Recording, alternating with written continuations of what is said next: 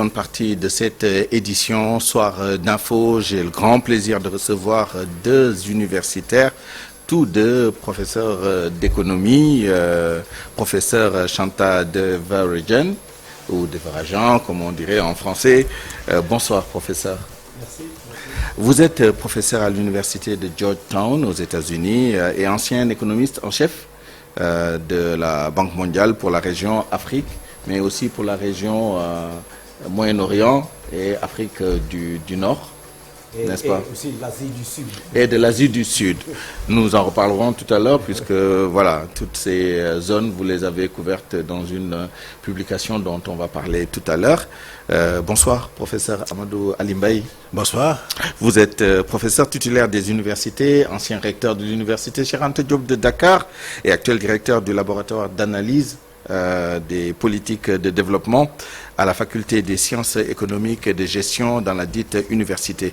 Merci à tous les deux d'avoir accepté notre invitation. Vous voulez ajouter quelque chose peut-être? Juste vous remercier de nous avoir invités. Merci beaucoup. Dire toute la satisfaction que nous avons de nous retrouver aujourd'hui en face de vous et en face de vos téléspectateurs. Merci beaucoup. Alors, le prétexte de cette invitation, alors c'est deux choses. Il y a d'abord la présentation, le lancement des publications du laboratoire d'analyse des politiques de développement. Alors, ce sont ces deux ouvrages que vous avez présentés aujourd'hui. L'état des pays du Sahel avec le professeur Amadou Alimbaï, Lamine Ndiaye et Nancy Benjamin ou Benjamin. Donc l'état des pays du Sahel, de quelques réalités sociales, économiques et environnementales. Et l'autre publication, c'est le secteur informel, fragilité et conflits dans le Sahel, le cas du Mali. On en parlera un peu plus en profondeur tout à l'heure. Alors, le deuxième prétexte, c'est la conférence qui sera animée par le professeur Devarajan demain. Ce sera à la Fondation Friedrich Ebert de Dakar à 10h. Une conférence sur déni de gouvernance et performance économique dans les pays en développement. Je vais commencer avec vous, professeur, parce que j'ai été frappé par votre article et par le paradoxe qui en est le nœud un peu gordien, puisque vous dites que, alors, à la suite des difficultés économiques qu'on a rencontrées de 1970 à 2000 en Afrique subsaharienne et même dans les autres parties qu'on a évoquées tout à l'heure, en Asie du Sud, mais aussi au Moyen-Orient et en Afrique du Nord, il y a eu une embellie économique au début des années 2000 jusqu'en 2015 à peu près, et ensuite des difficultés économiques dans presque toutes ces parties du monde. Et vous expliquez qu'en plus des raisons qu'on connaît tous, la guerre en Ukraine, la pandémie du Covid, le renchérissement du transport international, etc., paradoxalement, cette situation est, d'après vous, expliquée par cette embellie, justement, parce que pendant cette embellie, on prête moins attention à la question de la gouvernance qui est centrale. Expliquez-nous ça. Oui, merci. Et merci pour l'invitation d'être ici. Oui, cette explication, c'est un peu nuancé. C'est-à-dire que normalement, nous célébrons quand il y a de la croissance économique partout du monde. Mais le problème, c'est s'il y a des problèmes de mauvaise gouvernance dans les pays, il y a une tentation d'ignorer ces problèmes si vous avez la croissance économique élevée. Il y a une tentation de célébrer et le gouvernement dit voilà, nous avons des résultats de la croissance. Qu'est-ce que vous parlez de la corruption ou la mauvaise gouvernance? Et même les partenaires comme la Banque mondiale où j'ai travaillé, ils célèbrent aussi cette croissance. Ils deviennent complaisants par rapport aux questions de gouvernance. La corruption, l'accaparement des ressources par une élite, comme vous dites. Voilà. Et le problème, c'est, mais pour les citoyens, cette corruption n'a pas disparu. C'est toujours dans leur vie. Ça frappe leur vie quotidienne. Et il y a un ressentiment entre les citoyens et le gouvernement, et il inclut les partenaires externes, c'est-à-dire vous ne comprenez pas nos problèmes. Et cet ressentiment arrive à un niveau où il y a une explosion. Et ça, c'est ce que nous avons constaté avec le printemps arabe. Arabe qui a commencé en Tunisie, pays que vous citez dans votre article. Exactement. Et à mon pays, Sri Lanka. Le Sri Lanka, oui. C'est la même chose, on l'appelait Aragalaya, ça veut dire la lutte du peuple contre le gouvernement. Et tout ça est dans un contexte de croissance élevée. Et ça, c'est vraiment le paradoxe ou le défi. C'est comment on peut focaliser sur les problèmes de gouvernance quand vous avez de bons résultats économiques.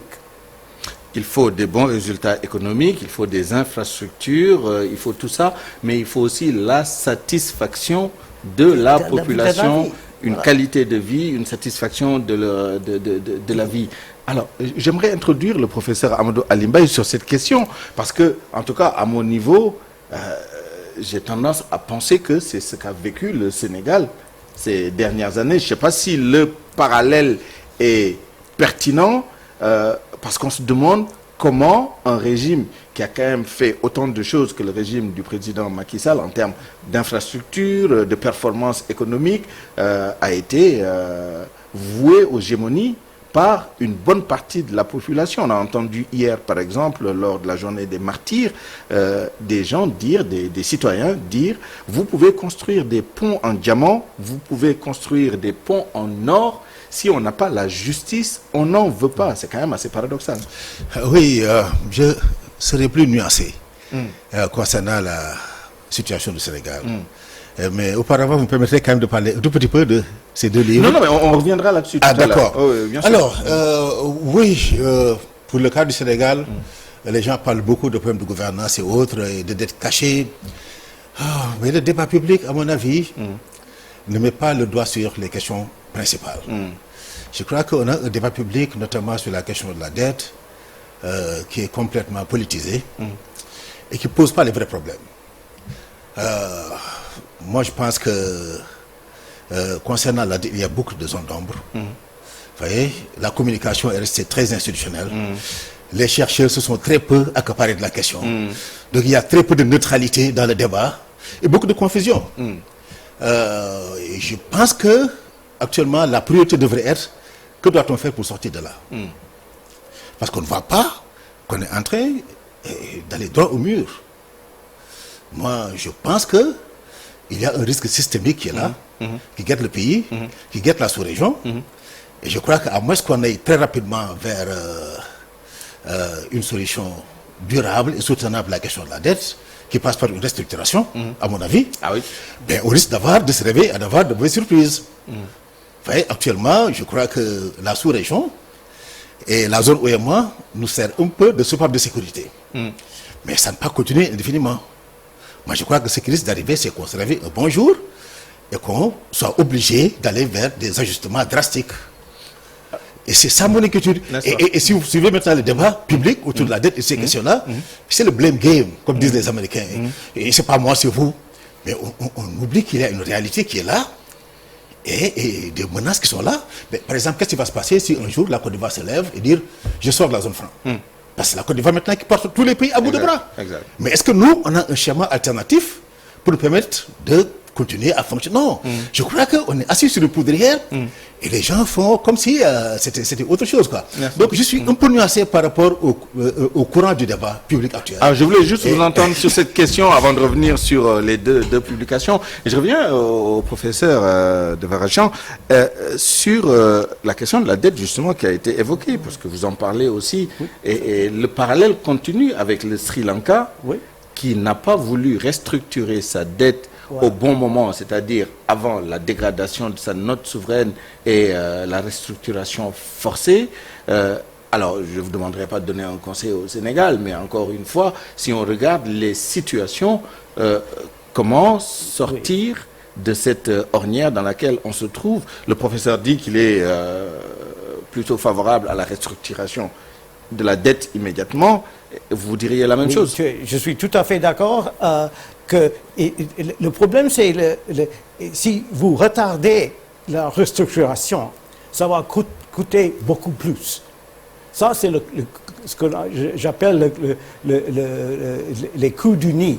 C'est-à-dire, parce que, et la raison qu'on préfère retarder un petit peu, c'est parce qu'on pense qu'il y a de l'austérité. Et ça c'est très difficile et politiquement. Mais si vous ne le faites pas maintenant, vous risquez à perdre vos réserves. Ça, c'est ce qui passait au Sri Lanka. Ils ont épuisé leurs réserves. Et donc, vous avez une perte effrayante au peuple. C'est-à-dire, il y avait de manque de médicaments, il y avait manque de nourriture, il y a manque de carburant dans le pays, tout le pays. Et le PIB est diminué 7% dans un an. Et l'autre an, l'année après ça, c'était moins 3%.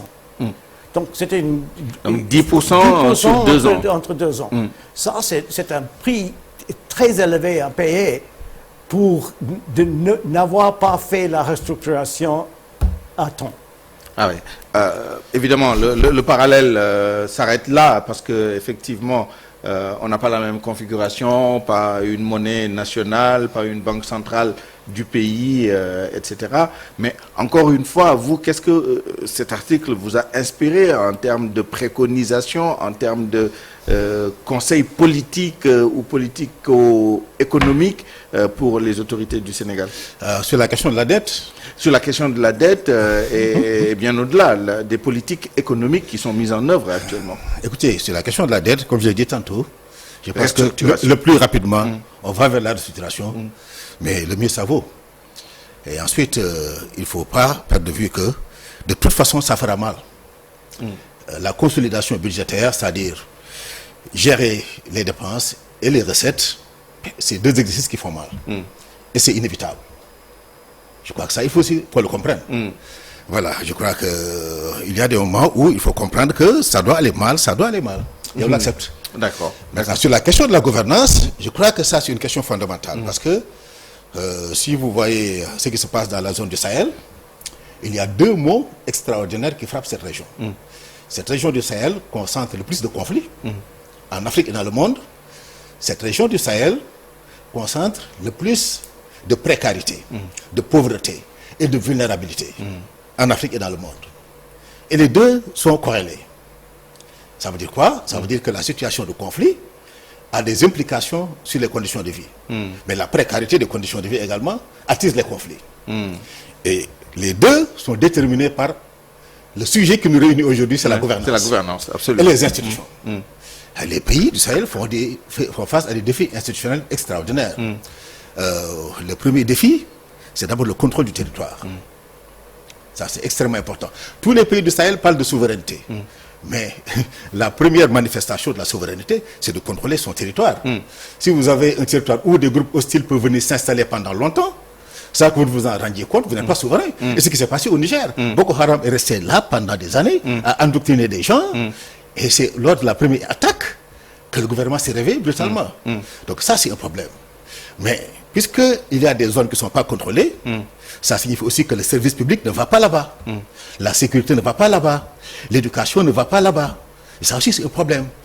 Donc les défaillances de l'État attisent aussi bien la pauvreté, la situation de pauvreté, que la situation de conflit. Donc ça, c'est le dénominateur commun. C'est vrai que c'est le dénominateur commun entre vous deux, tout à fait, entre la conférence qui sera animée demain par le professeur. Et il a évoqué tout à l'heure, d'ailleurs, le titre, parce que c'est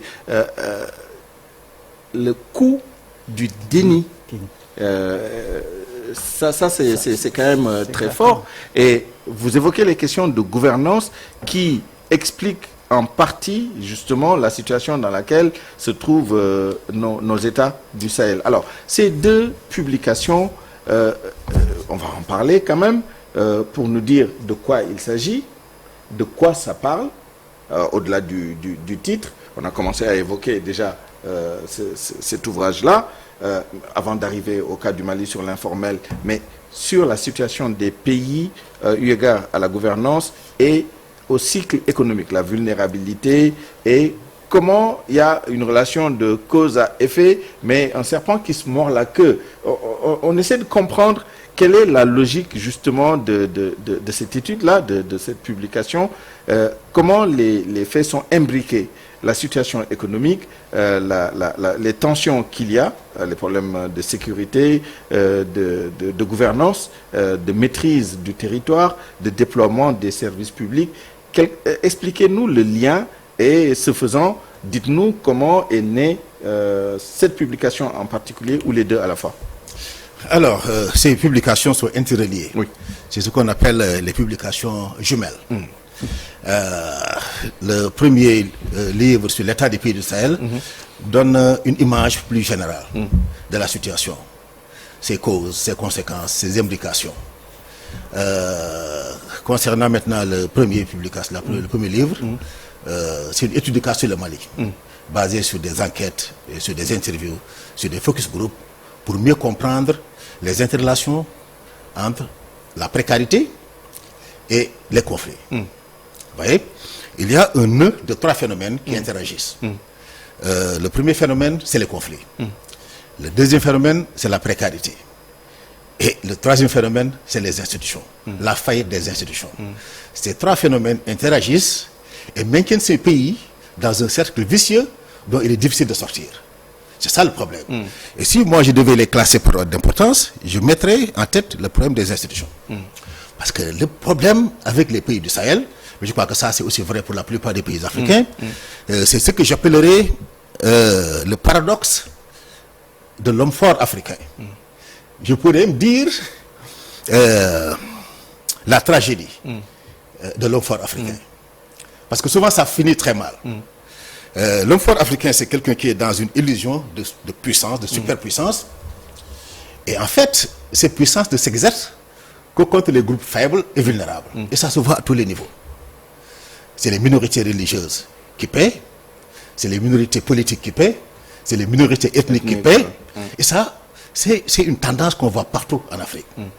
Et c'est une tendance qui est dangereuse, parce que autant l'homme fort africain ne se fixe aucune limite dans sa volonté de spolier, d'humilier et de faire mal aux minorités, aux groupes vulnérables et aux groupes marginalisés, mais autant il fait face à une réalité faite de fragilité.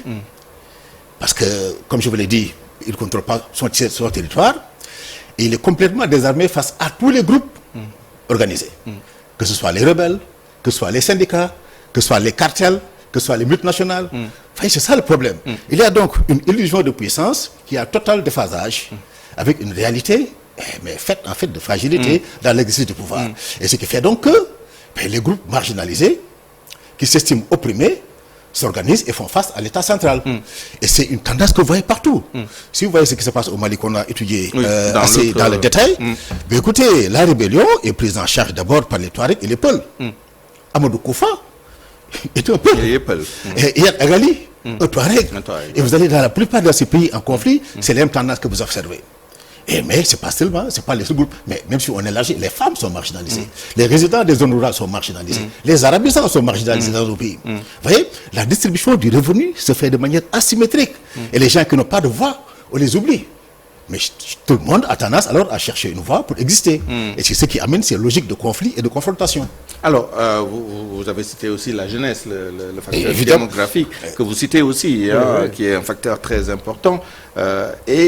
Comment, justement, au-delà du cas spécifique du Mali et du Sahel, parce qu'il y a certains pays qu'on ne compte pas là-dedans, et nous sommes au Sénégal, je suis tenté chaque fois de ramener le sujet au Sénégal, est-ce que c'est une analyse qui peut être élargie et comment dire, exploitée par nos autorités pour justement prévenir d'éventuels problèmes et ajuster les politiques publiques qui sont mises en œuvre? Alors, les Sénégalais ont toujours tendance à penser qu'ils sont spéciaux. C'est vrai qu'on est spécial à bien des égards, mais la plupart des défis auxquels on fait face, on les partage avec les autres. Alors, le problème de la jeunesse, c'est un problème réel et qui a fait l'objet de beaucoup d'études. Et je fais souvent référence à un résultat assez frappant qui dit que lorsque la part des jeunes dans la population totale atteint 20%, les risques de conflit augmentent.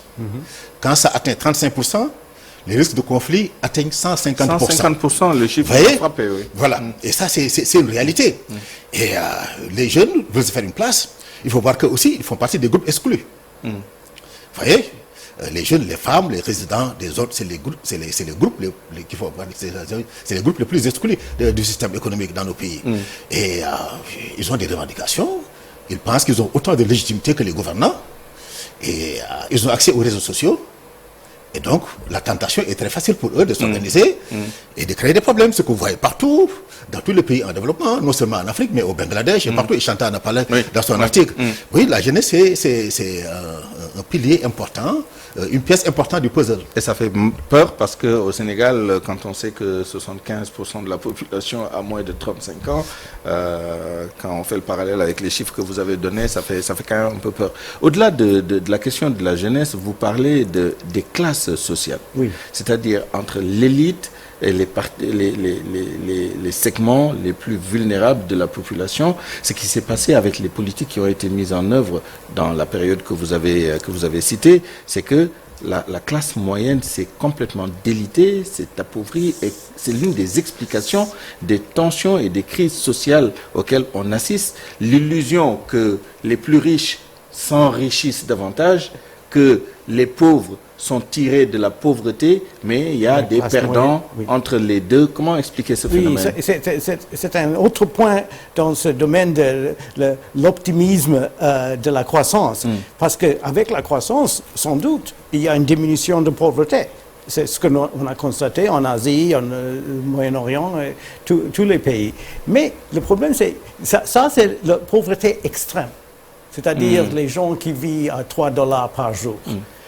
Mais si vous sortez de la pauvreté extrême, vous devenez une partie de la classe moyenne. Mais dès que vous sortez, vous avez des anticipations beaucoup plus profondes.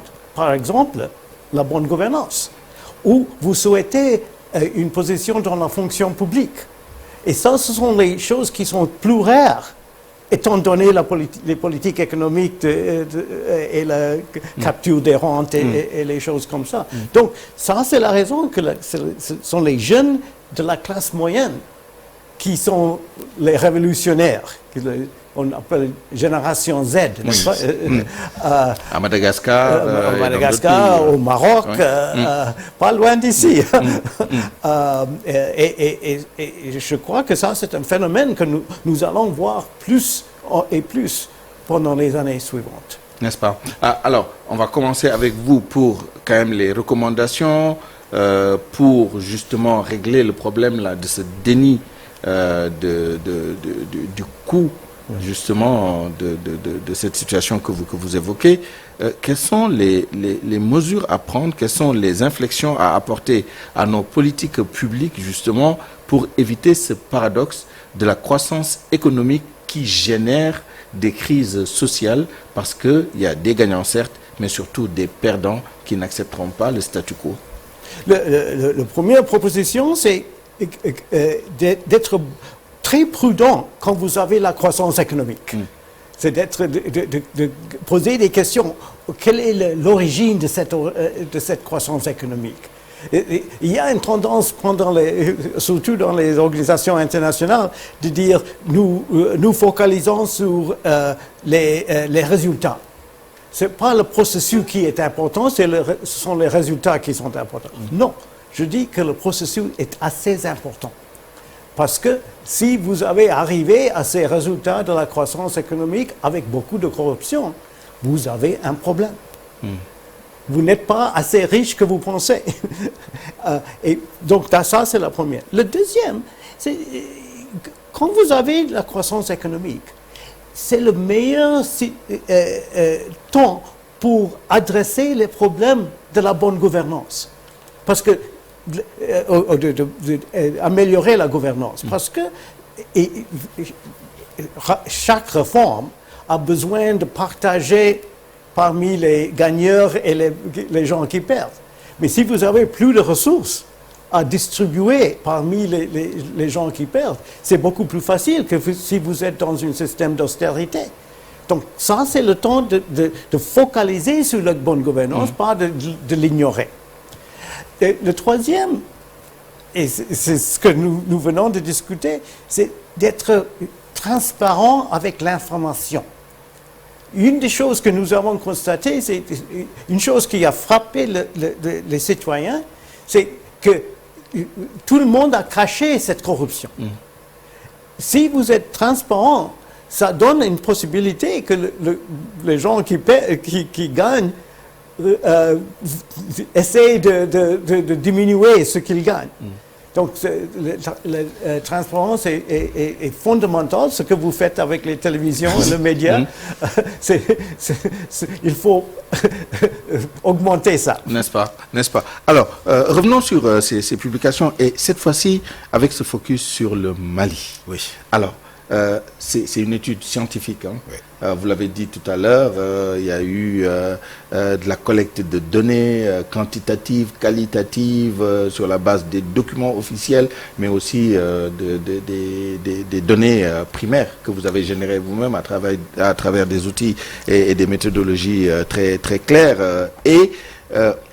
Vous revenez sur les interactions très complexes entre justement les situations critiques dans lesquelles on se trouve, les vulnérabilités, et l'un des symptômes justement de ces vulnérabilités, l'informel. Au Mali, que vous définissez de façon scientifique, et vous essayez de voir un peu quelles sont les relations. Pourquoi vous focalisez sur l'informel? Qu'est-ce que ça dit sur ces relations-là et qu'est-ce que ça dit sur l'évolution de la situation dans notre sous-région? Alors, je crois que c'est une très bonne question. Pourquoi l'informel? Parce que c'est la manifestation de la précarité. C'est la manifestation de la vulnérabilité. Vous voyez, dans nos pays, j'ai l'habitude de le dire, si vous regardez les statistiques de l'OIT, on a 72% de taux de vulnérabilité. Il y a des travailleurs qui sont pauvres. C'est-à-dire qui, sur le plan du bien-être, sur le plan du revenu, ne sont pas significativement différents de ceux qui ne travaillent pas. Oui. Alors ça, c'est d'un. De deux, le cas du Mali offre un excellent exemple, une bonne illustration pour mieux comprendre les enjeux actuels de la politique économique. Les enjeux de la politique économique ne sont plus qu'économiques et sociaux. Ils sont aussi sécuritaires. On fait la politique économique pour assurer la croissance, pour préserver les moyens de subsistance, mais on fait aussi la politique économique pour préserver la stabilité nationale. Et ça, c'est fondamental. Et si on veut revenir au cas du Sénégal, parce que je sais que c'est que vous je pense que, comme je vous l'ai dit, la consolidation budgétaire sera inévitable. C'est-à-dire la réduction du déficit. Tout à fait. Ouais. En agissant aussi bien sur les recettes que sur les dépenses. Ouais. Et ça va être inévitable, ça c'est sûr. Et le contexte est extrêmement volatile. Donc il faut prendre en compte le contexte en mettant en œuvre le programme de, comment dire, on appelle ça, consolidation budgétaire, et le cas échéant, dans le pratique de la restructuration. Parce que ce qu'il faut éviter, c'est d'y arriver par la force. Là où on perd tous les leviers, là où on n'a pas les marges de manœuvre. Il faut faire le programme de telle manière que les dysfonctionnements qu'on a notés dans nos politiques de redistribution soient en même temps corrigés. Et qu'il y ait un consensus le plus large possible pour faire passer la pilule. Mais écoutez, quand Abdou Diouf faisait les programmes d'ajustement structurel, je dois dire que Chanta était là. C'est lui qui a négocié la dépendance. Il fait partie de ceux qui ont négocié la dépendance du côté de la Banque mondiale. Mais à l'époque, on n'avait pas cet environnement extrêmement compliqué dans la sous-région, oui. Cette crise mondiale de la démocratie, cette situation de polycrise. Vous voyez, on n'avait pas ça. Mais il avait compris quand même qu'il lui fallait apaiser le front syndical. Vous vous rappelez, à l'époque, il avait la participation responsable avec la CNTS. Oui. Il avait, malgré la mort de Maître Babacar Sèye et autres là, accepté Maître Wade dans son gouvernement et les gens de la gauche. Les fameux gouvernements élargis. Mais sans ça, même à l'époque, je crois qu'il n'aurait pas pu faire le programme d'ajustement structurel qu'il a mis en œuvre. Et maintenant, les moments qu'on vit sont des moments extrêmement complexes, tant sur le plan sécuritaire que sur le plan économique, que sur le plan géopolitique. Donc je crois que le Sénégal doit chercher sa voie, essayer d'avoir un contrat social permettant d'aller vers ce qui est inévitable, c'est-à-dire la consolidation budgétaire. Et ça, il faut l'expliquer de façon pédagogique. Mais pour revenir sur l'informel, on a vu le traitement qui est fait du secteur informel. Est-ce que c'est la voie à suivre ici au Sénégal, c'est-à-dire justement essayer d'effacer ce secteur informel avec les marchands ambulants? Évidemment, l'informel va au-delà du petit commerce, vous l'avez expliqué dans le livre, et vous faites une typologie très claire et une définition très scientifique de l'informel. Mais nous, notre perception de l'informel ici au Sénégal, ce sont tous ces jeunes qui n'ont pas un emploi formel et qui vivent au jour le jour de petits boulots. Quelles leçons peut-on tirer de ce cas du Mali dans la gestion justement du secteur informel au Sénégal? Alors, ce qu'on peut apprendre du cas du Mali, c'est d'abord le fait de savoir que quand il y a des difficultés économiques, politiques, liées au conflit, il y a une plus grande prépondérance de l'informel. L'informel, c'est un secteur refuge qui permet d'absorber les gens qui n'ont pas d'autre choix. Donc, comme je l'ai dit, c'est la manifestation par excellence de la précarité. Ça, c'est deux. Et donc, c'est une piège à pauvreté pour les acteurs qui y sont, mais une piège à pauvreté pour l'économie. Parce qu'il faut comprendre que le secteur informel est beaucoup moins productif que le secteur formel. Et pour faire ce que nous, les économistes, nous appelons transformation structurelle, mais il faut qu'on passe des secteurs moins productifs vers les secteurs productifs. C'est-à-dire qu'il faut qu'on réussisse à moderniser l'informel. Okay? Et ça passe par un certain nombre de politiques que nous avons détaillées ici, avec beaucoup de volets, fiscal, mais également protection sociale d'abord. Protection sociale d'abord, mais également compartimentation. On ne peut pas considérer l'informel comme une entité unique et avoir les mêmes politiques pour tout le monde. L'informel est hétérogène, les besoins de régulation sont hétérogènes. Il y a un papier qu'on a fait qui n'est pas ici, mais qui parle d'apporter une protection sociale à tous les acteurs de l'informel. Et c'est possible. Et c'est l'une de vos recommandations. Hein, oui, mais il y a un papier qu'on a fait avec d'autres qui approfondit le et qui approfondit aussi pour dire comment le faire. Donc ça, c'est important. Et je crois qu'une des raisons pour laquelle le Maroc a échappé au printemps arabe, mais c'est parce que le roi a adressé cette question du petit informel. Quand il a vu que la situation commençait à brûler partout, il a mis en place un certain nombre de mécanismes, comme le rawage, où les petits commerçants étaient appuyés, et ça a énormément aidé et l'économie et la stabilité politique. Je crois que ça, c'est des leçons qu'on doit apprendre, essayer d'internaliser. Il y a un point qui m'a intéressé aussi beaucoup d'ailleurs, c'est la décentralisation. Le rôle de la décentralisation pour prendre en charge justement les aspirations et aussi les revendications de ces minorités que vous évoquiez tout à l'heure. Oui. Au niveau strictement local, là également, quelles sont les leçons apprises du cas du Mali qui pourraient être utilisées dans les autres pays, et en particulier au Sénégal?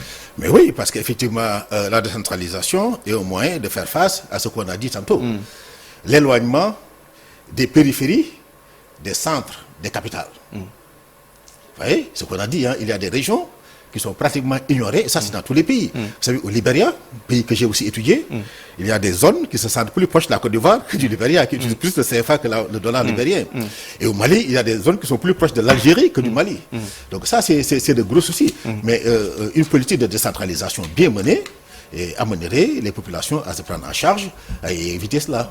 Et permettrait une présence de l'État meilleure que ce qu'on observe, parce que l'État est trop loin et de certaines localités. Et l'éloignement de l'État entraîne également absence de services et par rapport à ces populations, ce qui fait que ces gens sont plus tentés à aller rejoindre les groupes hostiles.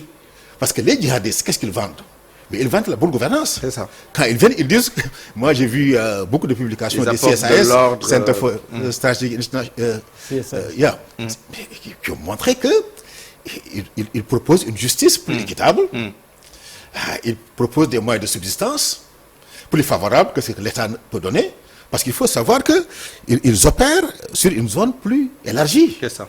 Par exemple, ils dépassent les frontières nationales et ont un marché de travail plus large que les marchés de travail nationaux. Et donnent plus que ce que les États ne peuvent donner. Et donc, les populations sont incitées à les rejoindre, d'autant plus qu'ils se sentent marginalisés par le gouvernement central. Donc, c'est des questions très complexes.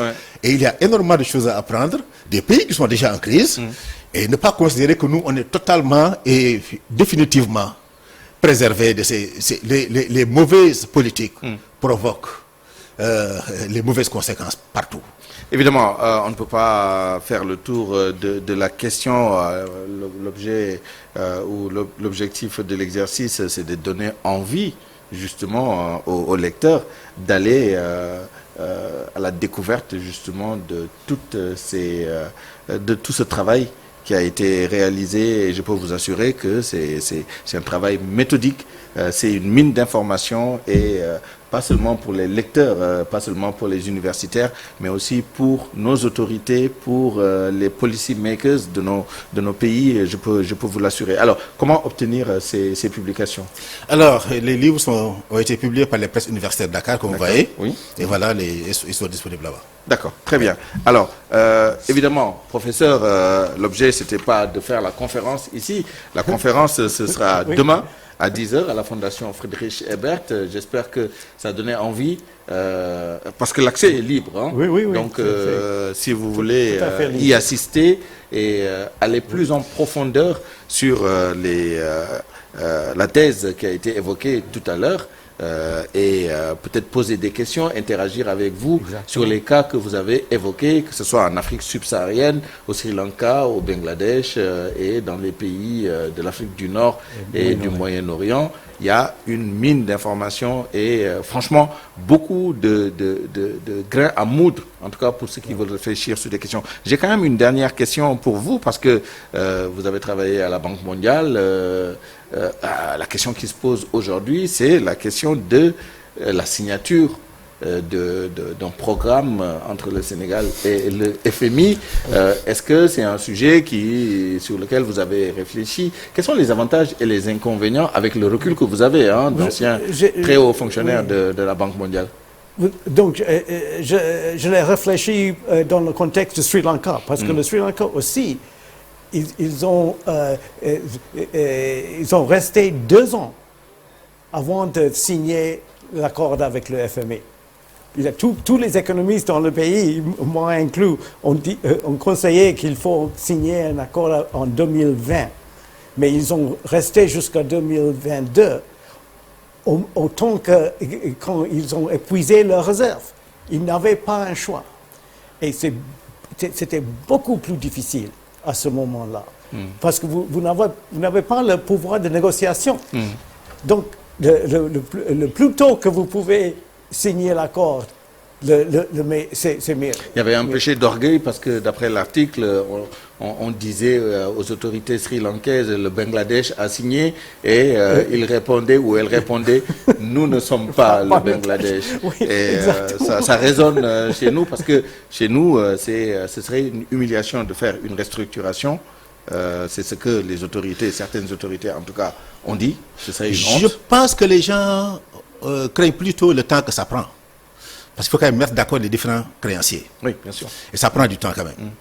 Bon, mais le reprofilage n'est pas possible en période de crise financière. Quand votre note souveraine baisse, vous n'avez pas beaucoup de gens pour vous prêter. Parce que le reprofilage, qui signifie s'endetter à moindre coût pour rembourser les dettes plus chères, ça suppose que vous soyez créditeur aussi, comme dit on a. Ça signifie que vous bénéficiez de la confiance totale de vos créanciers. Ce qui n'est pas le cas quand... Donc, vous voyez, je crois que la restructuration donne quand même aussi des marges de manœuvre, parce que ça évite que toutes vos recettes, vous les utilisez à payer des dettes. Ça vous donne quand même un peu plus de marge de manœuvre en matière d'investissement, en matière de politique sociale. Parce qu'il y a des allongements de délai. Et si vous négociez bien le programme comme il l'a dit, ça vous permet de préserver vos priorités. Mais quand vous attendez que la réalité vous rattrape, et la réalité peut nous rattraper à tout moment, parce qu'on compte sur le marché régional, mais la situation est très volatile. Et ce qu'il faut éviter, c'est un risque systémique au niveau du marché régional qui affecterait tous les pays, ou 2, les pays qui sont actuellement préservés, ou le seul pays qui soit vraiment à la tête de l'eau, la Côte d'Ivoire se dit, écoutez, moi je ne vais pas être dans notre face, je sors. Absolument. Vous voyez? Et tout ça, ce serait des scénarios catastrophes. N'est-ce pas? En tout cas, j'ai été frappé par le parallèle qu'on peut faire entre le Sri Lanka et le Sénégal. Et j'espère que le parallèle et la comparaison s'arrêtent juste au profil, disons, économique, et que voilà, la suite dramatique qu'on a eue au Sri Lanka, on la connaîtra jamais au Sénégal, parce que après les manifestations, les autorités ont quitté de façon un peu déshonorante, disons. En tout cas, voilà, encore une fois, je vous rappelle ces deux ouvrages que vous pouvez obtenir aux presses universitaires de l'UCAD, enfin aux presses universitaires, pardon, de Dakar, et la conférence de demain à 10h à la Fondation Friedrich Ebert, avec vous, professeur, pour parler du déni de gouvernance et performance économique dans les pays en développement, une étude que je vous recommande de lire et une conférence que je vous recommande d'aller voir et pour y participer notamment. Merci à tous les deux d'avoir répondu. Merci beaucoup, Suleiman. C'était un plaisir. Oui. Un plaisir partagé et à très bientôt. Un grand plaisir. Au revoir. Au revoir. Merci à vous de nous avoir suivis. Excellente suite des programmes sur la TFM.